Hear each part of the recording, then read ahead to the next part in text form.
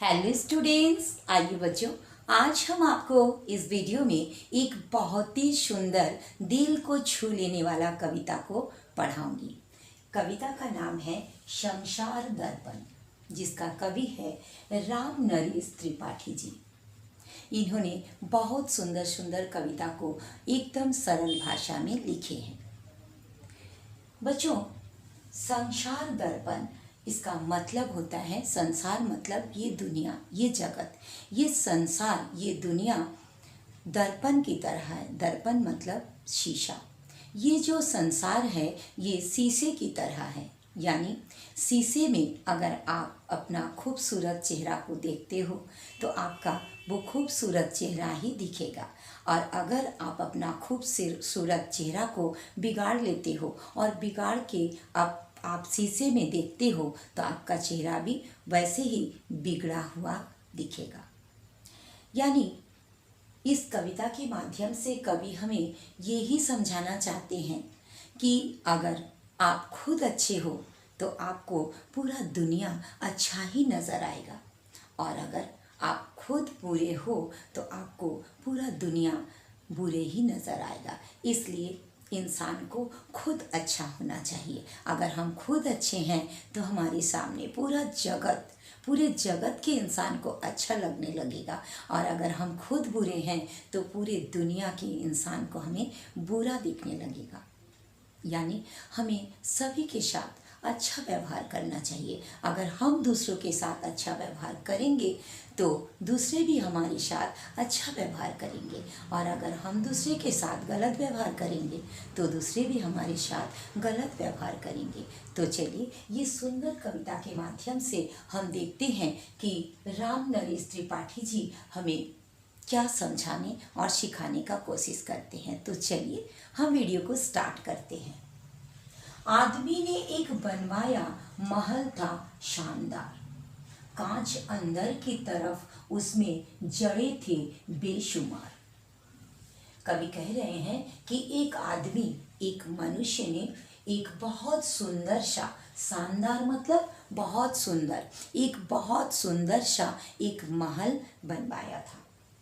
कांच अंदर की तरफ उसमें जड़े थे बेशुमार। बेशुमार मतलब बहुत ज़्यादा, बहुत अधिक। और उस महल को अंदर की तरफ से बहुत सारे कांच से, शीशा, कांच मतलब क्या, शीशा, शीशा से उसको अंदर से जड़े हुए थे, मतलब लगा हुआ था। अंदर से पूरा चारों तरफ से उसमें शीशा लगा हुआ था महल के अंदर से। ठीक है। एक कुत्ता था फंसा उसमें अचानक। एक बार क्या होता है, एक कुत्ता अचानक उस महल के अंदर जाके फंस जाता है। देखते ही सैकड़ों कुत्ते हुआ वह बेकरार। और क्या हुआ, जब वो कुत्ता शीशे में अपना चेहरा को देखता है तो उसको अपना परछाई को उस शीशे में दिखता है, तो उसको सैकड़ों कुत्ता बेकरार मतलब बेचैन होकर सारे कुत्ते उसको देखने लगा। यानी उसका जो एक कुत्ता था वो बेचैन हो गया सैकड़ों कुत्तों को देखकर, यानी अपना ही परछाई उसको दिख रहा है शीशा में, और उसको देख करके वो बेचैन हो जाता। वो एक कुत्ता बेचैन हो जाता क्योंकि उसको लगता है कि इतने सारे कुत्ता कहाँ से आ गया, जबकि वो अकेला ही कुत्ता है, उसका परछाई उसमें दिख रहा है। वो समझता था उसे वे घूरते हैं घेर कर, क्योंकि सतत खुद था आंखें तरीर तरीर कर। वो समझता था, वो कुत्ता समझ रहा था कि वे उसे घूर रहे हैं, क्योंकि देखिए वो जो कुत्ता था, अकेला जो कुत्ता था, वो खुद घूर घूर कर देख रहा था, और उसका जो परछाई आ रहा था तो उसको लगा कि ये सैकड़ों कुत्ते जो है वो मुझे घूर घूर कर देख रहे हैं, क्योंकि सतत मतलब लगातार, खुद था आंखें तरेर तरेर कर, यानी वो खुद तरेर तरेर कर मतलब क्रोधित होकर, क्योंकि वो लगातार एकदम गुस्सा होकर वो देख रहा था शीशे की तरफ। और जब वो कुत्ता शीशे की तरफ गुस्सा होके बार बार लगातार जब वो देख रहा था तो उसको लग रहा था कि बाकी कुत्ते भी, सैकड़ों कुत्ते भी उसी को घूर घूर कर देख रहा है, क्योंकि उसका अपना ही परछाई उसको दिखाई दे रहा था। वो ना था कमजोर दिल का, लेकिन वो कुत्ता जो था वो कमजोर दिल का नहीं था, बल्कि रखता था दिमाग, बल्कि वो दिमाग रखता था। छू गया जैसे किसी के फूस के घर में चिराग। यानी फूस के घर में चिराग मतलब मुसीबत, चिराग का मतलब मुसीबत आ जाना।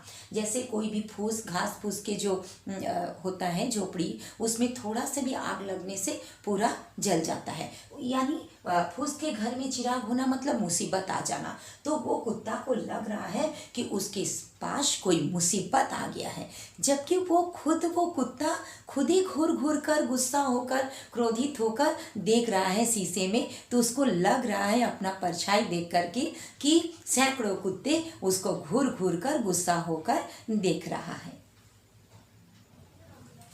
वो उठा झुंझला, उधर भी सैकड़ों झुंझला उठे, और वो कुत्ता जो है वो गुस्से होकर एकदम झुंझला उठा, और उधर से सैकड़ों कुत्ते भी झुंझला उठे। मतलब बच्चों समझ रहे हो ना, वो जो एक कुत्ता था वो गुस्सा होकर झुंझला रहा, तो उसका परछाई भी उधर से दर्पण में उसका परछाई दिखाई दे रहा, तो उसको लग रहा है कि सैकड़ों कुत्ते भी गुस्सा से झुंझला रहा है। मुंह खुला उसका, और वो गुस्सा से अपना मुंह खोला, उधर भी सैकड़ों मुंह बा उठे। बा मतलब खुलना, खुला, और उधर से सैकड़ों कुत्ता का भी मुंह खुला। यानी वो जैसे करेगा, वो जैसे कर रहा है, शीशा तो वैसे ही ना दिखाई देगा, वो जैसा है वैसा ही दिखाई दे रहा है। तो वो गुस्सा से जब मुंह खोलता है तो उधर से सैकड़ों कुत्ते को भी मुंह खुला हुआ उसको दिखाई दिया। त्योरिया उसकी चढ़ी। त्योरिया मतलब जो आईब्रो है, वो जो माथे पर जब चाप पड़ता है, जोर पड़ता है, तो ये आईब्रो जो है गुस्सा से ऊपर चढ़ जाता है। वैसे ही उसका जो ये है आईब्रो है वो गुस्सा से चढ़ गया, माथे पर बल लगा तो वो चढ़ गया।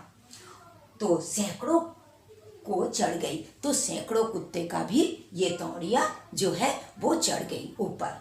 एक की गर्दन बड़ी, और उसका गुस्सा से गर्दन को जब वो लंबा किया तो बढ़ी, तो सैकड़ों की बढ़ गई। तो सैकड़ों कुत्तों को भी उसको लग रहा कि उसको भी बढ़ गया, क्योंकि वो जैसे करेगा दर्पण तो उसी का चेहरा को दिखा रहा है। तो उसको लग रहा कि इतने सारे कुत्ता आ गया है, सैकड़ों कुत्ते आ गया है, और सब गुस्सा होकर उसके तरफ झुंझला रहा है। और एक की गर्दन बढ़ी, वो कुत्ता अपना गुस्सा से गर्दन को बढ़ा रहा, तो उसको लग रहा है कि सैकड़ों कुत्ते भी उसी तरह से गर्दन को आगे बढ़ा रहा है। तौरिया मतलब भौं, ये जो आईब्रो होता है ना उसी को तौलिया कहते हैं। ठीक है।